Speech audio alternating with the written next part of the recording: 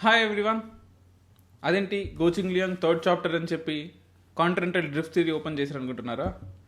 Continental drift theory మీద ఒక video చేశాను.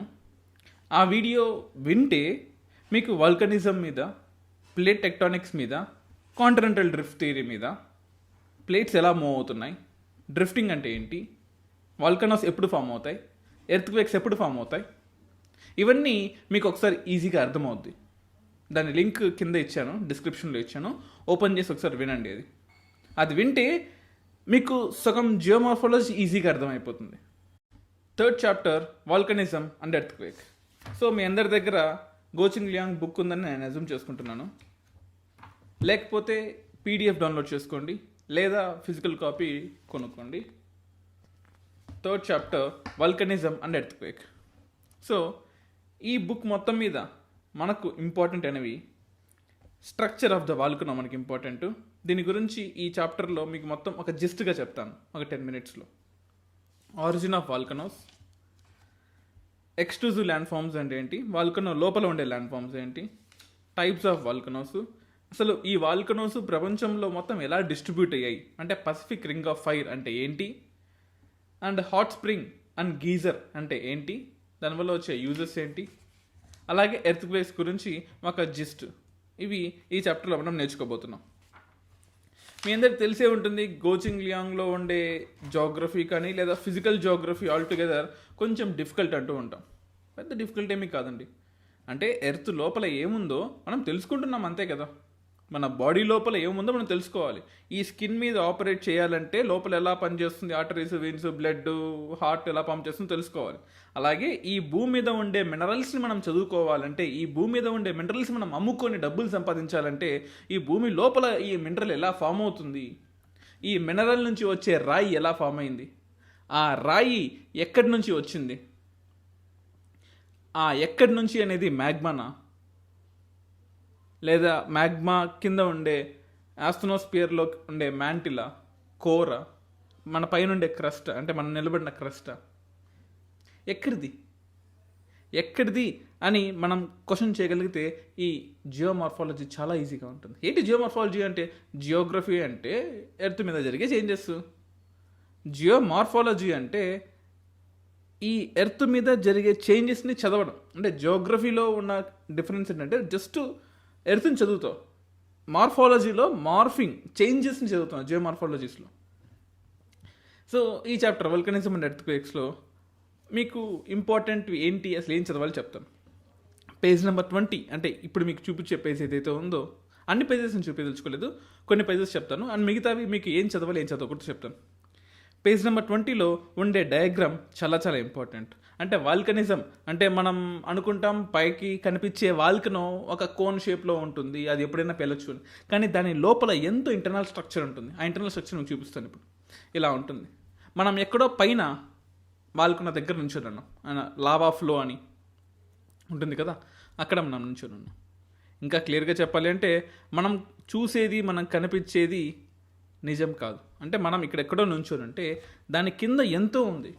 ఒక 100 కిలోమీటర్లు, 30 కిలోమీటర్లు, 50 కిలోమీటర్లు. అంటే ఓషన్ ల్యాండ్ అయితే తక్కువ డిస్టెన్స్ ఉంటుంది, కాంటినెంట్ ల్యాండ్ అయితే ఎక్కువ లోపలికి వెళ్ళాల్సి వస్తుంది. అలా వెళ్తే చివరికి మనకి ఉండేది బ్యాథోలిత్. బ్యాథోలిత్ అంటే ఒక మ్యాగ్మా ఛాంబర్ లాంటిది. అనేకం అలా వెళ్తూ ఉంటే వస్తూనే ఉంటుంది మ్యాగ్మా. దాని కింద ఉండేది ఆస్ట్రోస్పియరే కదా, ఈ లిథోస్పియర్ ప్లేట్ కింద ఉండేది ఆస్ట్రోస్పియరే. అక్కడ ఉండే ఒక రిజర్వాయర్ ఆఫ్ మ్యాగ్మా బ్యాథోలిత్. ఎప్పుడెప్పుడు పైకి వద్దామా, ఎప్పుడెప్పుడు పైకి వచ్చి నా ప్రెజర్ని రిలీజ్ చేసుకుందామా అని ఉంటుంది. అంటే ప్రెజర్ కుక్కర్ లోపల ఉన్న వాటర్ లాంటిది, స్టీమ్ లాంటిది. హీట్ ఎక్కువైపోతే ఏమవుతుంది, ఎప్పుడెప్పుడు బయటకు వచ్చి రిలీజ్ అవుదామని ఉంటుంది. సో అలాంటి ప్రెజర్ కుక్కర్ లాంటిదే ఈ బ్యాథోలిత్. లోపల ఉండే ఎక్స్టర్నల్ హీట్ వల్ల అది ఎప్పుడు పైకి వచ్చేసి బ్లాస్ట్ అయిపోవాలని చూస్తుంటుంది. ఆ బ్లాస్ట్ అయ్యే సర్ఫేస్ ఏదైతే ఉందో అక్కడ ఒక చిన్న డ్యామేజ్ లాగా ఏర్పడుతుంది. ఆ డ్యామేజ్ని మనం వాల్కనో అంటాం. సో వాల్కనో అంటే ఏంటి? లోపల ఉండే ప్రెజర్ బయటికి వచ్చే పాయింట్ని మనం వాల్కనో అంటాం. అంటే ఇట్ ఈస్ లైక్ ఓపెనింగ్. ఒక కుక్కర్కి విజిల్ ఎలా ఉంటుందో ఆ విజిల్ అనేది వాల్కనో. మనకు కనిపించేది కేవలం విజిల్ మాత్రమే. విజిల్ కింద ఉండే, కుక్కర్లో ఉండే స్టీమ్, దాని కింద ఉండే మంట మనకు తెలియదు, మనం ఎప్పుడు చూడలేదు. అంటే నా ఉద్దేశం ఇక్కడ వాల్కనోస్లో ఎవరు చూడలేదు. ఈ బ్యాథోలిత్ పైకి రావాలని ట్రై చేస్తుంటుంది. అలా పైకి వచ్చేటప్పుడు ఆ పెద్ద రిజర్వాయర్ నుంచి కొంచెం మ్యాగ్మా పైకి వచ్చి పైన ఇంకో చిన్న రిజర్వాయర్ ఫామ్ అవుతుంది. దాన్ని లాకోలిత్ అంటాం. LACCOLITH. ఓకేనా, అర్థమైందా? It's very simple. బ్యాథోలిత్ కింద ఉంటుంది పెద్ద రిజర్వాయర్, ఆ పెద్ద రిజర్వాయర్ నుంచి కొంచెం చిన్న రిజర్వాయర్లో పైకి వస్తుంది. అలా పైకి వచ్చేటప్పుడు మ్యాగ్మా ఛాంబర్స్ హారిజంటల్గా, వర్టికల్గా కొన్ని సాలిడిఫై అయిపోతుంటాయి, కొన్ని సాలిడిఫై అవ్వకుండా అలాగే మ్యాగ్మా హార్డ్గా ఉంటుంది. అలాంటి మ్యాగ్మా హారిజంటల్గా ఫామ్ అయితే దాన్ని సిల్ అంటాం. ఆ రిజర్వాయర్, చిన్న రిజర్వాయర్ సిల్ అంటాం. ఇలా ప్యారలల్గా ఫామ్ అయితే దాన్ని డైక్ అంటాం. ఈ సిల్లులు డైకులు పై వరకు రావచ్చు, మధ్యలోనే ఆగిపోవచ్చు. సింపుల్. అంటే ప్రెషర్ కుక్కర్ ఆన్ చేస్తే స్టీమ్ మొత్తం మధ్యలోనే ఆగిపోవచ్చు, లేదా మొత్తం పైకి వచ్చేయచ్చు. అలా పైకి వచ్చేదాన్ని వల్కన్ అంటాం, మధ్యలో ఆగిపోయేదాన్ని లాకోలిత్తులు అంటాం, డైకులు అంటాం, సిల్లులు అంటాం. మీరు ఇక్కడ చూడొచ్చు. స్టాక్ అంటాం కూడా అలాంటిది, లాకోలిత్. ఈ లాకోలిత్ వల్ల ఒక కర్వ్ లాగా వస్తుంది. ఆ curve over a period of time surface మీదకి రిఫ్లెక్ట్ అయినప్పుడు ఒక కర్వ్డ్ సర్ఫేస్ లాగా ఉంటుంది. ల్యాండ్ ఎప్పుడు ఎందుకు చదునుగా ఉండదు, ఎందుకు వంకర్ టింకర్లు ఉంటుంది అని మీకు ఎప్పుడైనా క్వశ్చన్ వచ్చిందా? చూసే ఉంటారు కదా మీరు, హైవేస్లో వెళ్ళేటప్పుడు, లేదా ఒక ఊరు నుంచి ఒక ఊరికి వెళ్ళేటప్పుడు, బైక్లో వెళ్ళేటప్పుడు, ఫ్లైట్లో వెళ్ళేటప్పుడు ల్యాండ్ అనేది ఒక స్ట్రైట్ పీస్ లాగా ఉండదు. ఇలా అండులేటింగ్గా కిందకి పైకి, కిందకి పైకి, కిందకి పైకి ఉంటుంది. కోర్స్ ఒక రీజన్ ఉంది. పైన ఏరియాస్లో ఏదైనా వీక్ ఏరియా వాటర్కో, విండ్కో, గ్లేషియర్కో, నీళ్ళకో, వర్షానికో, మనిషి వల్లనో ఎరోడ్ అయిపోయి గుంతలు గుంతలు ఫామ్ అవుద్ది. అలా కాకుండా ఒక పెద్ద సర్ఫేసే ఒక వేవ్ లాగా ఫామ్ అయిందంటే దాని కింద లాకోలిత్ ఉందని అర్థం. అంటే మనకు కనిపించని లాకోలిత్ ఉంటుంది. మనం నడుచుకుంటూ భూమి మీద వెళ్తున్నాం, కానీ దాని కింద ఒక అనంతమైన రిజర్వాయర్ ఉంటుంది, దాని పేరు లాకోలిత్. దాని కింద బ్యాథోలిత్ ఉంటుంది, అది వేరే విషయం. సో అలా లాకోలిత్ పైకి వచ్చినప్పుడు చూడండి, ఈ సిల్లు రూపంలో పైకి వచ్చి ఇక్కడ ఒక వాల్కనో ఫామ్ అయింది, కాంపోజిట్ వాల్కనో. అంటే వాల్కనో అలా పైకి వస్తూ ఉంటుంది, పైకి వచ్చే దారిలో వాల్కనో మధ్యలోనే ఇంకో హోల్ పడి సైడ్ నుంచి వచ్చేస్తుంది. సో ఇటువంటి, అంటే పైనుంచి వస్తుంది, సైడ్ నుంచి వచ్చేస్తుంది. ఎక్కడి నుంచి వస్తుందో మనకు అర్థం కాదు. మనం ఏమనుకుంటాం, పైన వెంట్ ఉంటుంది, అంటే ప్రెషర్ కుక్కర్కి ఎలా వెంట్ అయితే ఉంటుందో అలా వెంట నుంచి బయటకు వస్తుంది అనుకుంటాం. కానీ సడన్గా చుట్టుపక్కల బొక్కల నుంచి కూడా బయటకు వచ్చేస్తుంది. అంటే వాచర్ లూజ్గా ఉన్నప్పుడు మనం కుక్కర్ పెట్టే మూత నుంచి ప్రెషర్ అలా బయటకు వచ్చేస్తుందో అలా ఇష్టం వచ్చినట్టు ఇరెగ్యులర్గా వస్తుంది. దాన్ని కాంపోజిట్ వాల్కనో అంటాం. అలా పైకి వచ్చిన లావా ఒక షీట్ లాగా ఏర్పడి చుట్టుపక్కల అంతా కూడా కొలాప్స్ అయిపోయి ఆ ఒక్క షీటే మిగిలిపోతే దాన్ని లావా ప్లాట్యూ అంటాం. Simple logic. మీరు ఇక్కడ చూడొచ్చు, lava plateau. Ash cone with volcanic dome.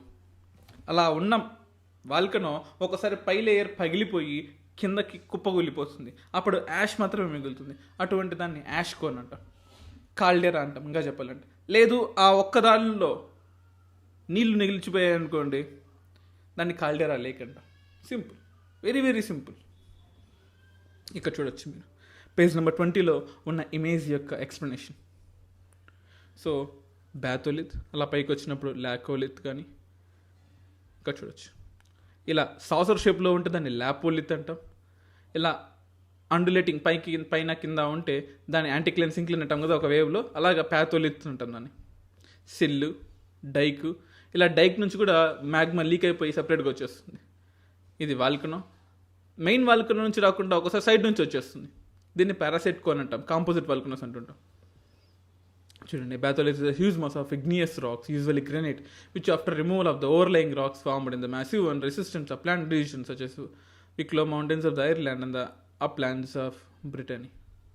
అంటే ఈ బ్యాథోలిత్ అనేది యాక్టివ్ స్టేట్లో ఉండొచ్చు, లేదా ఓవర్ పీరియడ్ ఆఫ్ టైం అలా చల్లబడిపోయి గడ్డగట్టిపోయి గ్రెనేట్గా ఫామ్ అవ్వచ్చు. ముందు వీడియో 2లో చెప్పాను ఈ గ్రెనేట్, ఈ రాళ్ళు, ఈ ఫార్మేషను, ఈ ఇగ్నియస్ రాక్ ఎలా ఫామ్ అవుతుందని. ఒకసారి ఆ వీడియో కూడా చూడండి.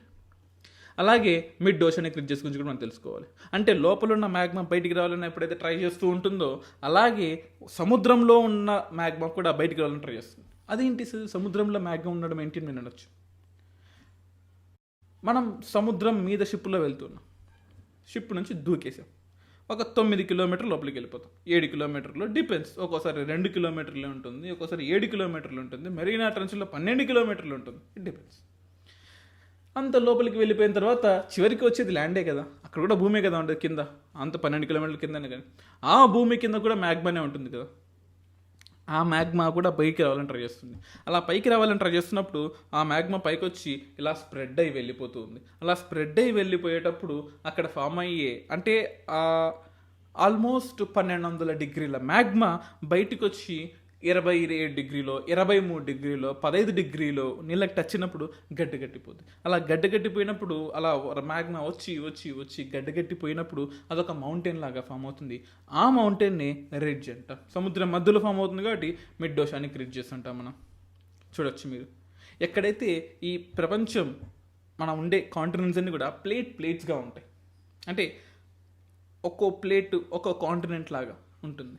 ఆ ప్లేట్స్ అన్ని కూడా కొన్ని డిస్టెన్స్గా మూవ్ అవుతుంటాయి, కొన్ని కొలైడ్ అవుతూ ఉంటాయి. కొలైడ్ అయిన ప్లేట్ ఏంటి? ఇండియా యురేషియా, అంటే ఇండియా యూరోప్ ఏషియా అంటే చైనా కొలైడ్ అయ్యాయి కాబట్టి హిమాలయస్ ఫామ్ అయ్యాయి. విడిపోతే కింద ఉన్న మ్యాగ్మా బయటకు వచ్చేస్తుంది. అంటే ఇలా ఉన్న మౌంటైన్, ఇలా ఉన్న ప్లేటు ఇలా విడిపోయింది. విడిపోతే ఏముంది? కింద ఉన్న మ్యాగ్మా ఇలా పైకి వచ్చేస్తుంది. లేదు, 2 ప్లేట్స్ కొలైడ్ అయ్యాయి, కొలైడ్ అయితే ఏమవుద్ది? మౌంటైన్స్ ఫామ్ అయిపోతాయి. Simple logic. అలా ఇక్కడ చూపించిన ఇమేజ్లో ఈ డాటెడ్ లైన్స్ ఏవైతే ఉన్నాయో అక్కడ కాంటినెంట్స్ విడిపోతున్నాయి అంటే దాని అర్థం అక్కడ మ్యాగ్మా కొత్తది ఫామ్ అవుతుంది అని. మిడ్ ఓషానిక్ రిడ్జ్ అట్లాంటిక్ ఓషన్లో ఉంటుంది. Pacific ridge to the west of south అమెరికాలో ఉంటుంది. Indian Ocean ridge to the south of India ఉంటుంది. South west Indian ridge to the south of Africa దగ్గర ఉంటుంది. ఇలా ల్యాండ్ అంతా విడిపోతుంది కాబట్టే మనకు ఎప్పటికప్పుడు కొత్త కొత్త మినరల్స్ వస్తుంటాయి. ఈ మ్యాగ్మా కూల్ అయినప్పుడు మినరల్స్ వస్తూ ఉంటాయి. మీరు ఇక్కడ చూడొచ్చు, కాంపోజిట్ వాల్కనో పైకి వస్తూ ఉంటుంది, కానీ చుట్టుపక్కల నుంచి ఈ సిండర్ కోన్స్ అని చిన్న చిన్నగా సిల్స్ అని డైరెక్ట్ నుంచి కూడా బయటకు వచ్చేస్తుంది. సిండర్ కోన్ వాల్కనో అంటే ఒకే టైప్ ఆఫ్ వాల్కనో ఉంటుంది. పై లేయర్ కొలాప్స్ అయిపోయినప్పుడు అక్కడ నుంచి మధ్యలో మళ్ళీ వాల్కనో పగిలిపోయి వచ్చింది అనుకోండి, దాన్ని సిండర్ కోన్ అంటారు. షీల్డ్ వాల్కనో అంటే layer by layer layer by layer layer by layer వస్తూ ఉంటుంది. Types of volcano. మీరు సింపుల్ ఎగ్జాంపుల్ కావాలంటే యూట్యూబ్లో కోక్టిన్ ఎక్స్ప్లోడింగ్ ఫర్ లావా అనుకోటండి, కొన్ని వీడియోస్ వస్తాయి. అందులో కొన్ని ఎక్స్పెరిమెంట్స్ ఈ షీల్డెడ్ వాల్కనోలు చేస్తూ ఉంటారు. ఈ వాల్కనో ఈ వెంట నుంచి ఈ లావా పైకి వస్తుంటుంది. మ్యాగ్మా అంటే లోపల ఉన్నప్పుడు, భూమి లోపల ఉన్నప్పుడు, పైకి వచ్చినప్పుడు లావా అంటాం. ఈ లావా పైకి వస్తున్నప్పుడు అక్కడ మనుషులు నిలబడి వీడియోస్ చేస్తూ ఉంటారు ఆ షీల్డ్ వాల్కనో దగ్గర. మీరు ఇక్కడ చూడొచ్చు, ఇది ఇంకో ఎగ్జాంపుల్. ఇది ఇంకో ఎగ్జాంపుల్ ఆఫ్ డైవర్జింగ్ ప్లేట్. ఆ ప్లేట్స్ అని డైవర్జ్ అవుతూ ఉంటాయి. సో డైవర్జ్ అయ్యేటప్పుడు ఎర్త్క్వేక్స్ అప్పుడప్పుడు వస్తూ ఉంటాయి, కానీ కన్వర్జ్ అయ్యేటప్పుడు ఇంకా ఎక్కువగా వస్తాయి. అంటే ఇది ఒక ప్లేట్, ఇది ఒక ప్లేట్, ఒక ప్లేటు ఇంకో ప్లేట్ దగ్గరికి వెళ్తున్నప్పుడు కొలాప్స్ అయ్యి ఎర్త్క్వేక్స్ వస్తాయి. లేదా ఒక ప్లేట్ ఇంకో ప్లేట్ నుంచి దూరం వెళ్ళిపోతుంది. దూరం వెళ్తున్నప్పుడు మ్యాగ్మా పైకి వచ్చేస్తుంది. సో ఇక్కడ చూపించే బ్లాక్ లైన్స్ అన్నీ కూడా దూరం వెళ్ళిపోతున్నవి. ఇక్కడ చూపించే కంటిన్యూస్ లైన్స్ లేదా రెడ్ డాట్స్ ఉన్నవి దగ్గరికి వస్తున్నాయి. దగ్గరికి వచ్చేటప్పుడు ఫామ్ అయ్యే డిస్టర్బెన్స్, ఆ వైబ్రేషన్ని ఎర్త్క్వేక్ అంటాం. అదే ఎర్త్క్వేక్ సముద్రం లోపల వస్తే సునామీ అంటాం.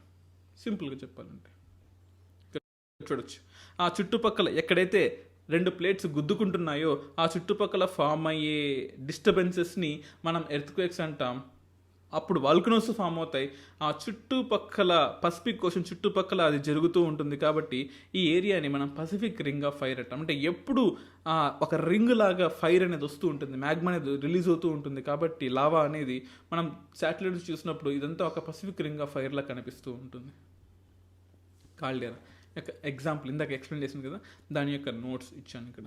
సిండర్ కోన్ మీరు ఇక్కడ చూడొచ్చు, వాల్కనో ఫామ్ అయింది, పైన ఉన్న వాల్కనో పగిలిపోయి కొలాప్స్ అయిపోయి యాష్ మాత్రమే మిగిలింది, సిండర్ కోన్ అంటాం. అలాగే హాట్ స్ప్రింగ్ గీజర్. మనం మ్యాగ్మా ఎప్పుడైతే ఈ మ్యాగ్మా ఛాంబర్ నుంచి మ్యాగ్మా పైకి రావాలని ట్రై చేస్తుందో వాల్కనో ఫామ్ అవుతుంది. అలా కాకుండా ఈ గ్యాప్ లోపల మ్యాగ్మా రాకుండా వర్షం పడిన నీళ్ళు, సముద్రం నుంచి వచ్చిన నీళ్ళు, నది నుంచి వచ్చిన నీళ్ళు, లేక్ నుంచి వచ్చిన నీళ్ళు వన్స్ ఈ గ్యాప్లో ఫిల్లప్ అయిపోయి ఆ వేడి నీళ్ళకి తగిలి ఆ నీళ్లు స్టీమ్ ప్రెజర్ లాగా పైకి వస్తుంటే దాన్ని గీజర్ అంటాం. పైకి రాకుండా అలాగే స్టేబుల్గా ఉంటే హాట్ స్ప్రింగ్ అంటాం. ఇండియాలో ఉత్తరాఖండ్లో, హిమాచల్లో, జమ్మూ కాశ్మీర్లో వైష్ణవిదేవి టెంపుల్లో హాట్ స్ప్రింగ్లు ఉన్నాయి, గీజర్లు లేవు. అమెరికాలో ఎల్లోస్టోన్ నేషనల్ పార్క్లో గీజర్లు ఎక్కువగా ఉంటాయి. గీజర్లు చాలా ప్రమాదకరం, ఎందుకంటే ఒక్కసారిగా పైకి నీళ్లు తన్నేస్తాయి. అంత హాట్ వాటర్ పైకి తన్న వల్ల బొబ్బలు రావడమో, చర్మం పడిపోవడమో, చనిపోవడమో మనుషులు జరుగుతూ ఉంటుంది. హాట్ స్ప్రింగ్ అనేది ఒక యావరేజ్ టెంపరేచర్ 35-40 డిగ్రీస్ టెంపరేచర్ అలా మెయింటైన్ అవుతూ అలాగే ఉంటుంది. జనరల్గా హాట్ స్ప్రింగ్లో స్నానం చేస్తుంటాం, గీజర్లో స్నానం చేయలేం. అంటే మనం వాడే గీజర్ కాదండి, ఇక్కడ నేచురల్ గీజర్ అనమాట. ఈ గీజర్ చాలా పవర్ఫుల్ ఉంటాయి అండ్ హాట్ వాటర్ గష్ అవుతూ ఉంటాయి, పైకి వచ్చేస్తూ ఉంటాయి. హాట్ స్ప్రింగ్ అలా కాదు, కొంచెం మంచిగా ఉంటుంది. అండ్ హాట్ స్ప్రింగ్లో స్నానం చేయడం వల్ల ఆ లోపల ఉండే మినరల్స్, లోపల ఉండే ఐరన్ ఆక్సైడ్స్, లోపల ఉండే నికెల్, లోపల ఉండే జింక్, ఇవన్నీ మన బాడీకి పట్టడం వల్ల, అంటే ఆ రాక్స్లో ఉన్నది నీళ్ళకి తగులుతుంది. ఆ నీళ్ళలో మనం స్నానం చేస్తే అవన్నీ మన చర్మం స్పోర్ట్స్లోకి వెళ్ళిపోయి, హాట్ వాటర్లో స్నానం చేసినప్పుడు మన స్పోర్ట్స్ అనేది ఎక్స్పాండ్ అవుతాయి. ఎక్స్పాండ్ అయినప్పుడు ఆ మినరల్స్ మన బాడీలోకి వెళ్తే మన బాడీ ఫ్రెష్గా ఫీల్ అవుతాం, అట్ ద సేమ్ టైం హెల్తీగా కూడా ఉంటుంది. అదే మనం పూర్వీకులు అంటూ ఉంటారే, మనం నదిలో స్నానం చేస్తే లేదా ఈ హాట్ స్ప్రింగ్లో స్నానం చేస్తే పాపాలన్నీ పోతాయి, కొత్త పుణ్యాలు వస్తాయని. పాపాలు పోవు, పుణ్యాలు రావు. బ్యాడ్ బ్యాక్టీరియా పోయి కొత్త మినరల్స్ బాడీలోకి వస్తాయి. That is the scientific reason of that. అలాగే హాట్ స్ప్రింగ్ గురించి ఈ పేజ్ నెంబర్ 25-26లో క్లియర్గా ఉంటుంది, మీరు చూడొచ్చు. అలాగే ఎర్త్క్వేక్ గురించి కూడా ఒక చిన్న చాప్టర్ ఇచ్చాడు, బట్ ఇది సరిపోదు. ఎర్త్క్వేక్ గురించి ఫ్రాంక్గా చెప్తున్నాయి, సరిపోదు. ఎర్త్క్వేక్ గురించి ఇంకా ఎక్కువ కావాలి, నేను సపరేట్ వీడియో చేస్తాను. ఎర్త్క్వేక్ గురించి మనకి ఏం కావాలి అంటే టైప్స్ ఆఫ్ ఎర్త్క్వేక్ కావాలి, waves of earthquake, P waves అంటే ఏంటి, ఎస్ వేవ్స్ అంటే ఏంటి, ఎల్ వేవ్స్ అంటే ఏంటి, ఫస్ట్ ఏ వేవ్ వస్తుంది, ప్రైమరీ వేవ్కి సెకండరీ వేవ్కి ఎందుకు గ్యాప్ ఉంటుంది, ఆ గ్యాప్లో మనకి ఏం ఇండికేషన్ ఇస్తుంది, ఆ వేవ్ వచ్చిన తర్వాత ఈ డిస్టర్బెన్స్ అనేది లేటల్గా రావస్తుంది, తర్వాత సర్ఫేస్ మీద వెళ్తూ ఉంటుంది, ఎంత నష్టం జరుగుతుంది, ఇండియాలో ఎర్త్క్వేక్ పాయింట్స్ ఎక్కడ ఉన్నాయి, ప్రపంచంలో ఎర్త్క్వేక్ పాయింట్స్ ఎక్కడ ఉన్నాయి, ఎర్త్క్వేక్ వల్ల నష్టాలు ఏంటి, ఎర్త్క్వేక్ వల్ల లాభాలేంటి, ఎర్త్క్వేక్ ఎందుకు వస్తుంది, టైప్స్ ఆఫ్ ఎర్త్క్వేక్స్ ఏంటి, ఎక్కడెక్కడ ఎర్త్క్వేక్స్ ఇప్పటిదాకా జరిగాయి, ఎర్త్క్వేక్స్లో ఫోకస్ అంటే ఏంటి, అంటే ఎక్కడైతే డిస్టర్బెన్స్ లోపల లోపల భూమి లోపల ఒక 5 కిలోమీటర్ల 10 కిలోమీటర్ల లోపల ఉంటుందో దాన్ని ఫోకస్ అంటాం. అక్కడ డిస్టర్బెన్స్ స్టార్ట్ అయిందని. ఆ డిస్టర్బెన్స్ భూమి మీదకి ఫస్ట్ ఏ పాయింట్ దగ్గర టచ్ అవుతుందో, ఇక్కడ కావచ్చు, ఇంకో 10 కిలోమీటర్ల దూరంలో కావచ్చు, ఇంకో 100 కిలోమీటర్ల దూరంలో కావచ్చు, పక్క దేశంలో కావచ్చు, ఆ ఫస్ట్ వచ్చిన పాయింట్ని ఎపిసెంటర్ అంటారు. ఆ ఎపిసెంటర్ నుంచి వేవ్స్ వెళ్తూ ఉంటాయి. అంటే 2012 మూవీలో ఉంటుంది సారా, ఆ ఎపిసెంటర్ నుంచి వేవ్స్ వెళ్తూ ఉంటాయి. అది మనకి ఇంపార్టెంట్. అంటే ఈ లిథోస్పియర్ ప్లేట్స్ అనేది ఎప్పుడైతే మూవ్ అవుతుంటో, ఒకదానికొకటి డిస్టర్బెన్స్ మూవ్ అవుతుంటుందో, ఆ డిస్టర్బెన్స్ పాయింట్ దగ్గర ఎర్త్క్వేక్, వాల్కనోనో వచ్చే అవకాశం ఎక్కువగా ఉంటుంది. మీరు ఇక్కడ చూడొచ్చు. సో ఇందాక చూపించాను కదా ఫస్ట్లో, ఈ కాంటినెంటల్ ప్లేట్స్ అనేవి ఎలా మూవ్ అవుతున్నాయి. అలా మూవ్ అయ్యే పాయింట్ దగ్గర మనకు ఈ ఎర్త్క్వేక్స్, వాల్కనోస్, డిస్టర్బెన్సెస్ ఎక్కువగా ఉంటాయి. సో ఒక జిస్ట్ ఆఫ్ ఈ 3rd చాప్టర్ మీకు అర్థమైందని నేను అనుకుంటున్నాను. లేదు మీకు ఇంకా డెప్త్ ఎక్స్ప్లెనేషన్ ఆప్షనల్ లెవెల్లో లేదా మెయిన్స్ పాయింట్ ఆఫ్ వ్యూలో ఆన్సర్స్ కానీ లేదా ఇంకా డెప్త్గా కావాలి అనిపిస్తే upscradio@gmail.comకి ఒక మెయిల్ చేయండి. ఆ పర్టికులర్ టాపిక్ కావాలి, లేదా ఈ యూట్యూబ్ వీడియో కింద కామెంట్ చేయండి, ఈ పర్టికులర్ టాపిక్ మాకు అర్థం కావలేదు, ఎర్త్క్వేక్లో పీ వేవ్ మాకు అర్థం కాలేదు, ఎస్ వేవ్ మాకు అర్థం కాలేదు, లేదా ఎల్ వేవ్ గురించి చెప్పండి, relevance of earthquakes for the mineral exploration అంటే ఏంటో చెప్పండి, లేదా extraction of minerals and how it can be studied by the explosion of volcanoes. ఈ టాపిక్ నాకు అర్థం కాలేదు చెప్పండి. ఇలా మీకు నచ్చిన టాపిక్స్ని అడగండి, యూపీఎస్సీ రేడియో మీకు అది ప్రొవైడ్ చేస్తుంది. అలాగే యూపీఎస్సీ రేడియోలో జాయిన్ ఆప్షన్ ఉంటుంది. ఈ జాయిన్ ఆప్షన్ ద్వారా కేవలం ఇప్పుడు జరుగుతున్న కోర్స్ ఏంటంటే ఎకానమీ గురించి చెప్తున్నాం. ఫ్యూచర్లో ఇదే కోర్స్లో ఎకానమీ గురించి, ఇండియన్ జోగ్రఫీ గురించి, వరల్డ్ జోగ్రఫీ గురించి, కరెంట్ అఫైర్స్ గురించి, ఎన్సీఆర్టీ బుక్స్ గురించి కూడా చెప్తాం. కేవలం మంత్లీ 299 రూపీస్ కట్టి మీరు జాయిన్ అవ్వచ్చు. ఇది మీకు ఖచ్చితంగా యూజ్ అవుతుంది.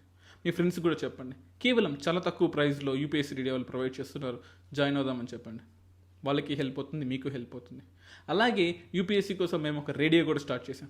హే గూగుల్ ప్లే యూపీఎస్సీ రేడియో, లేదా hey Alexa play UPSC radio, లేదా hey Siri play UPSC radio. ఈ కమాండ్స్ ద్వారా, లేదా గానా, జియో సావన్, అమెజాన్ మ్యూజిక్, ఇటువంటి యాప్స్లో కూడా మన రేడియో యూపీఎస్సీ రేడియోని వినొచ్చు.